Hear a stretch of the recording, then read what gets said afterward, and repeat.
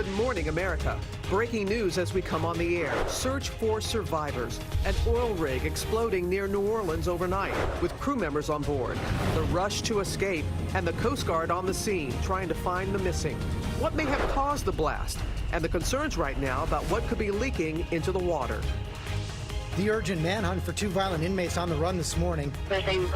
Surveillance cameras captured them after their escape from a Missouri jail. Authorities now warning they could be armed and dangerous. The community on edge this morning. An ABC News exclusive. Army Sergeant Bo Bergdahl speaking to cameras for the first time after spending 5 years in a cage as a Taliban prisoner. The people who want to hang me, you're never going to convince those people. The president calling for his execution. Why he's expected to plead guilty to charges of desertion this morning. And the scary moment when an inflatable ride goes flying into the air, injuring several children, slamming into a woman, dragging her nearly 20 feet. Big questions about the safety of bounce houses like these. Live in Times Square, this is GMA with Robin Roberts, George Stephanopoulos, and Michael Strahan. And good morning, America. Welcome back this Monday morning. We want to get right to that oil rig explosion in Louisiana overnight. The rig going up in flames, turning into a fireball, injuring at least 7 people. And this morning, 1 is still missing. An active search is underway. ABC's Steve Osunsami has been tracking the story all night and has the latest. Good morning, Steve. Good morning to you, Robin. This oil rig is about 1.5 miles from the Coast Guard boat launch, but families could still hear the sound of the explosions while they were having dinner last night. Of those who were hospitalized, 1 person this morning is still in critical condition. Overnight at Lake Pontchartrain, right outside New Orleans, an oil rig explosion sent flames shooting into the night. Platform on fire in the lake. Homes in the area shook. The whole house lit up with a big orange flash. This morning, rescue crews are desperately searching for a worker who is still missing. We have several boats still conducting the search and rescue mission, along with our helicopter and the Coast Guard. The blast seriously injured at least 7 workers on the rig. Shrapnel and flames flew in all directions. The 5 that were brought down to the trauma center have blast-type injuries and burns. They are, critical patients at the trauma center. The rig blew just after 7 p.m. The entire platform was on fire in minutes. It's still popping and flaming away. Things fell off tables. It sounded like a bomb dropping, basically. Authorities believe the fire was caused by cleaning chemicals on the surface of the platform that caught fire. There is a possibility that oil could be leaking into the lake. People get their water from the Mississippi River and not Lake Pontchartrain. That's helpful to know this morning. Authorities say that they believe the oil will stay close to the rig because the water in Lake Pontchartrain is calm. Robin and George. All right, Steve, thank you. Yeah, thank goodness for that. We're getting to the latest now on the California wildfires. There are new signs of relief this morning. Evacuation orders are being lifted for a number of counties, and many of the 100,000 California residents forced to evacuate now being allowed to return after the deadliest wildfire disaster in the history of California. At least 40 people have been killed, more than a dozen active fires still burning. ABC's Clayton Sandell is on the scene in Petaluma. Good morning, Clayton. Hey, good morning, George. There are more than 11,000 firefighters here working around the clock. They are hoping the current conditions hold so that they can get a hold on one of the worst fire disasters this state has ever seen. This morning, a turning point as firefighters make significant progress on 2 of California's biggest wildfires. But officials say some fires are still raging and full containment could still be a week away. Overall, things are feeling optimistic for us. Parts of Northern California are still engulfed in flame and smoke. Day 9 of the deadliest wildfire disaster in California history. 40 people have lost their lives, 5,700 homes and businesses destroyed. In San Jose Sunday, firefighters battled a wind-driven fire that damaged homes. Firefighters, some traveling from Oregon and Washington, are working on little sleep, some in these 2-person tents. It's physically taxing, but it's something that we're prepared to do. Many residents escaped with only their lives. Sheriff's office! Her husband's right behind you. This Sonoma County Sheriff's deputy last week helping a disabled woman into his car. Watch your leg, watch your leg.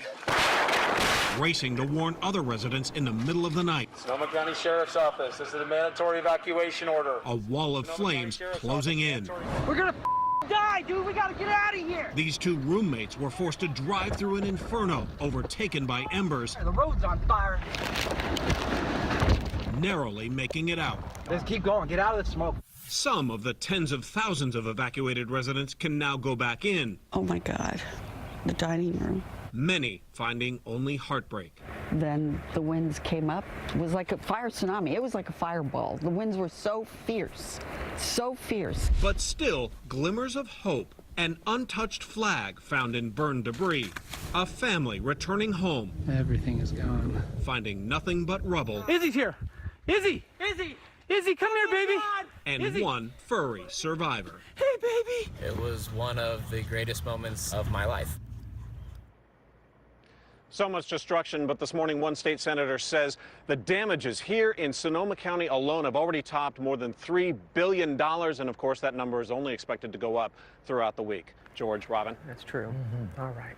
Now to that desperate search for two dangerous inmates on the loose after breaking out of a Missouri jail. The pair was spotted on surveillance cameras shortly after escaping, but they haven't been seen since. ABC's Adrienne Bankert is here with those details. Morning, Adrienne. Good morning to you, Robin. The search continues for these two men who somehow got out of their cell and tunneled through an air duct to get free.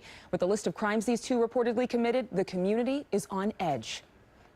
This is the last known image of the two violent inmates who escaped overnight. Unknown direction of travel, unknown clothing description, proceed with caution. Caught on surveillance camera crossing over a levee heading towards the Mississippi River. The duo, who police call armed and dangerous, broke out of jail in Caruthersville, Missouri by escaping through the ventilation system, setting off an alarm before jumping over a fence behind the building. Two inmates were able to climb through an air duct and gain access into a supply room and took some kind of object and pried the doors open. One of the inmates, 27-year-old William Carter, faces first-degree murder charges. Investigators say he purposely ran down his estranged wife and another man with his car, killing them. The other, 41-year-old Joseph Latimondier, was being held on several felony charges, including kidnapping, related to what local authorities are calling one of the worst domestic assault cases they've ever seen. Both were due to appear in court this morning, the families of their alleged victims pleading for their capture. Residents are urged to report anything suspicious and lock their doors. Now, authorities say they have clues that they are still in the area. Caruthersville, Missouri has a citywide surveillance system which tracked these two. They've called in additional departments, the State Highway Patrol, even a team of bloodhounds to help find these men. Police say that they are hoping for a safe and peaceful surrender. We all are. All Absolutely. Right. Thanks, Ryan. Thank you. We're going to move on now to the latest from Washington, where Congress faces a packed agenda and a tight schedule. President Trump is in deal-making mode, golfing over the weekend with Republican Senator Lindsey Graham, then again with Senator Rand Paul talking taxes, the budget, and health care.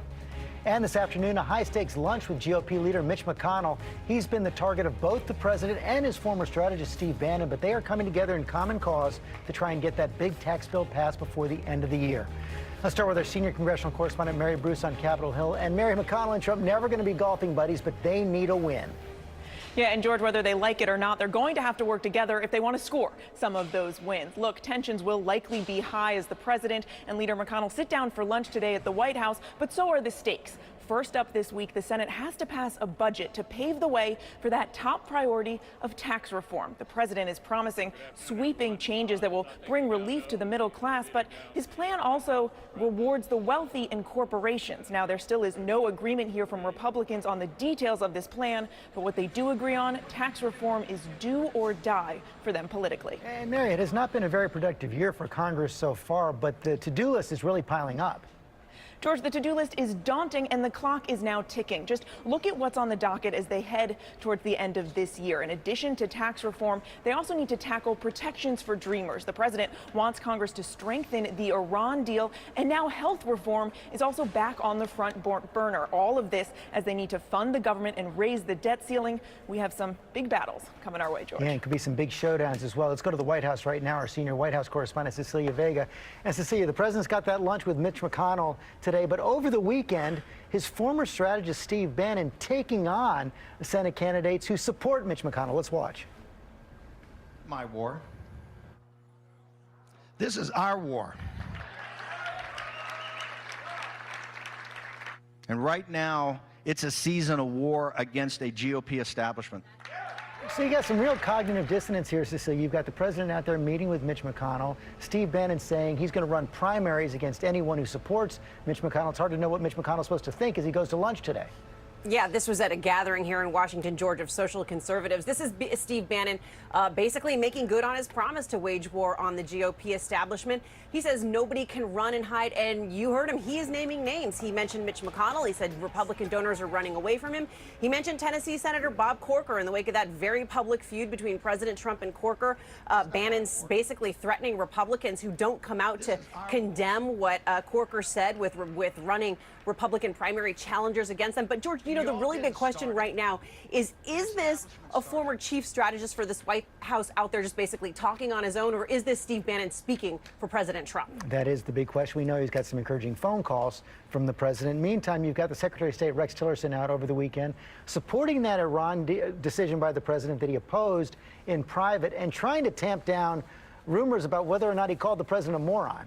Yeah, that was the big headline here in Washington last week and days leading up to it. But Tillerson is not outright denying this. In fact, he's really dodging the question. He's calling this petty Washington stuff, but he was asked repeatedly, did you say this? Did you say this? He's not answering that despite denials from his spokeswoman over at the State Department. The president says that he's got a great relationship with the Secretary of State, but George, the president also said that he wishes he was tougher on North Korea, so there's some distance there. There certainly is, Cecilia Vega. Thanks very much. Robin? George, we're going to turn now to a major headline overseas. More than 300 people have been killed after what's being called the worst terror attack in the history of Somalia.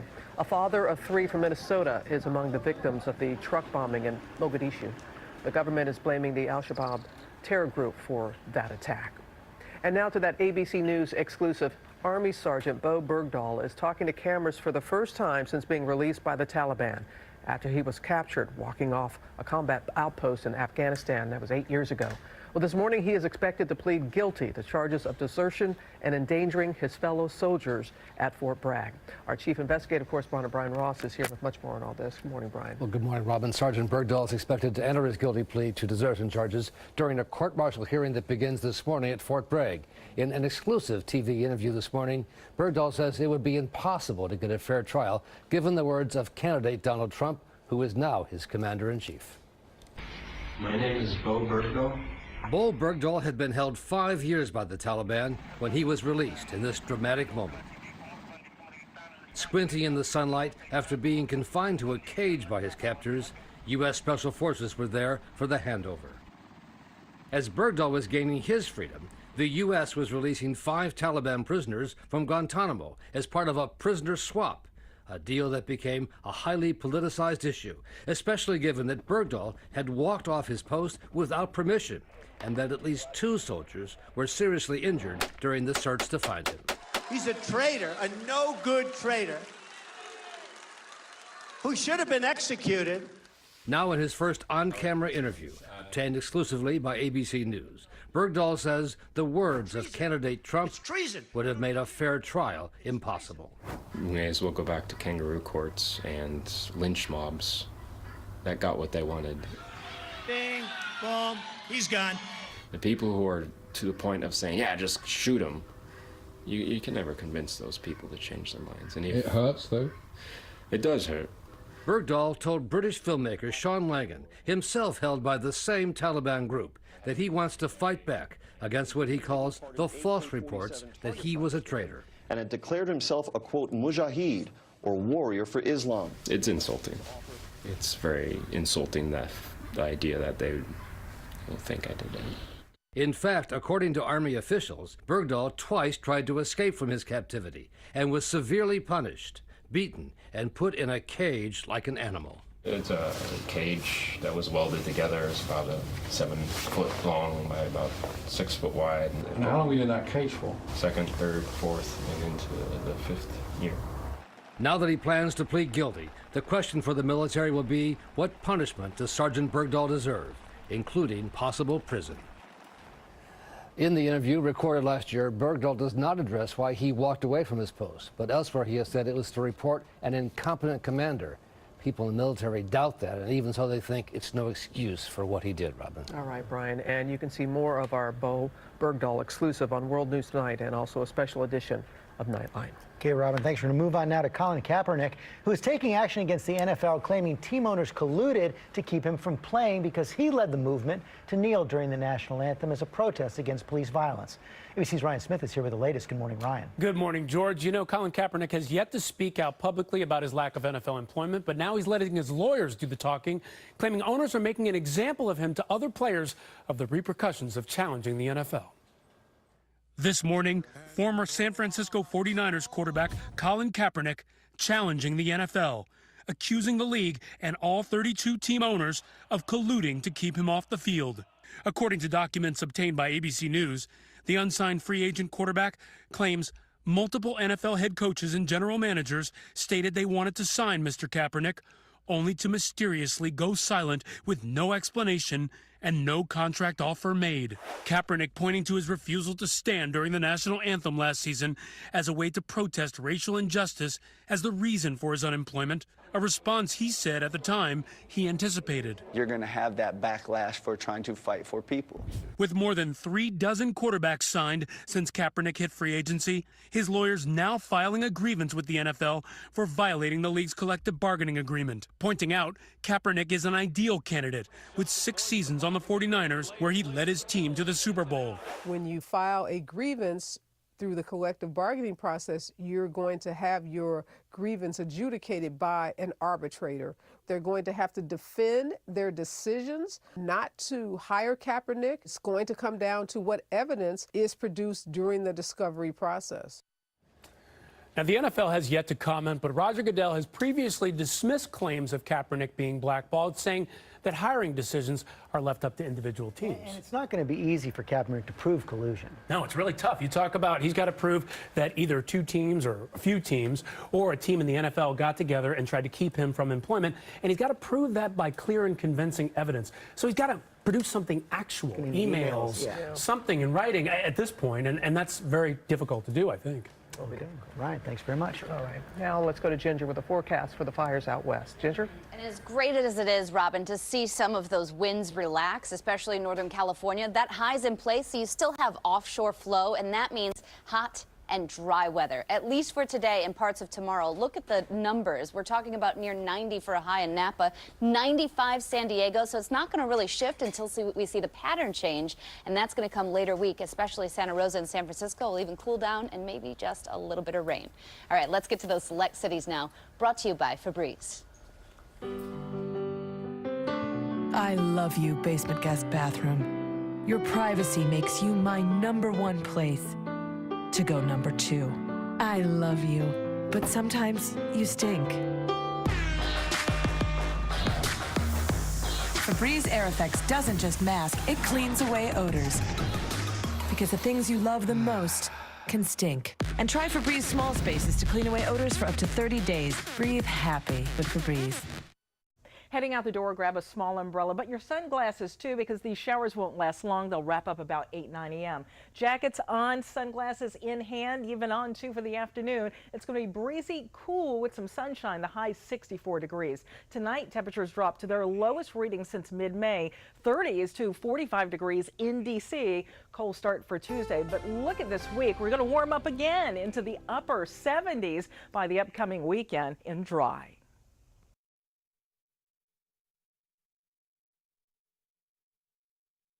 Cyclone that used to be a hurricane, was a major hurricane in the eastern Atlantic, going toward Ireland. Yes, hitting Ireland now. Yeah, they don't have them that often, especially with this type of impact. Back in the 60s, they had Debbie. This could really produce some strong, and I'm talking about gusts of hurricane force winds happening now in coastal Ireland. So we'll have pictures coming out. Yeah. Keep an eye on them. Thanks very much, Ginger. Coming up, the new allegations against Harvey Weinstein. Another actress has come forward saying he attacked her at her home. Kate Winslet also taking a stand as the Academy does something it's done only once before. And also coming up here on Good Morning America, that terrifying moment at a fall festival, an inflatable children's ride flying into the air while more than a dozen children were playing on it. That and much more when we come back.